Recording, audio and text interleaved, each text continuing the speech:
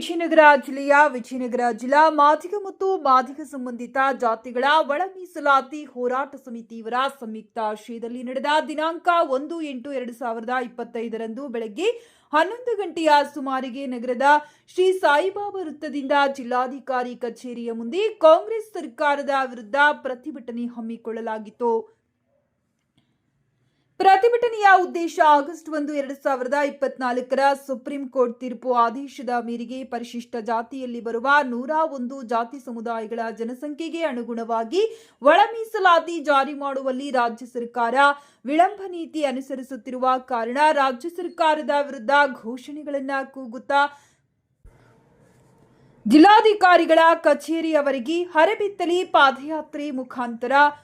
ಬೃಹತ್ ಪ್ರತಿಭಟನೆ ನಡೆಸಿ ಮನವಿ ಪತ್ರವನ್ನ ಸಲ್ಲಿಸಲಾಯಿತು. ವಿಜಯನಗರ ಜಿಲ್ಲೆಯ ಎಲ್ಲಾ ತಾಲೂಕುಗಳಿಂದ ಆಗಮಿಸಿದ್ದ ಮಾದಿಗ ಮತ್ತು ಮಾದಿಗ ಸಂಬಂಧಿತ ಸಮುದಾಯಗಳ ಗುರು ಹಿರಿಯರು, ಮುಖಂಡರು, ಮಹಿಳಾ ಮಾತೆಯರು, ಸಮಾಜ ಸೇವಕರು, ವಕೀಲರು, ಸರ್ಕಾರಿ ನೌಕರರು, ಪತ್ರಕರ್ತರು, ವೈದ್ಯರು, ಸಾಹಿತಿಗಳು, ಜನಪ್ರತಿನಿಧಿಗಳು, ಗುತ್ತಿಗೆದಾರರು, ಕಲಾವಿದರು, ಯುವಕ ಯುವತಿಯರು ಹಾಗೂ ಡಾಕ್ಟರ್ ಬಿಆರ್ ಅಂಬೇಡ್ಕರ್ ಅವರ ಅನುಯಾಯಿಗಳು, ಅಭಿಮಾನಿಗಳು ಹಾಗೂ ಪರಿಶಿಷ್ಟ ಸಮುದಾಯದ ಬಂಧುಗಳು ಆಗಮಿಸಿ ಕಾರ್ಯಕ್ರಮವನ್ನ ಯಶಸ್ವಿಗೊಳಿಸಿದ ತಮ್ಮೆಲ್ಲರಿಗೆ ತುಂಬು ಹೃದಯದ ಜೈ ಭೀಮ್ ವಂದನೆ ಅಭಿನಂದನೆಗಳನ್ನ ಸಲ್ಲಿಸುತ್ತೇವೆ.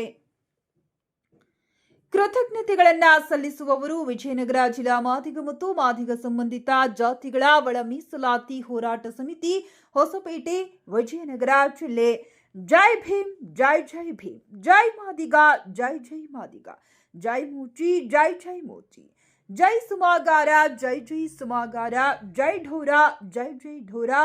ಜೈ ಡಕ್ಕಲಿಗ, ಜೈ ಜೈ ಡಕ್ಕಲಿಗ.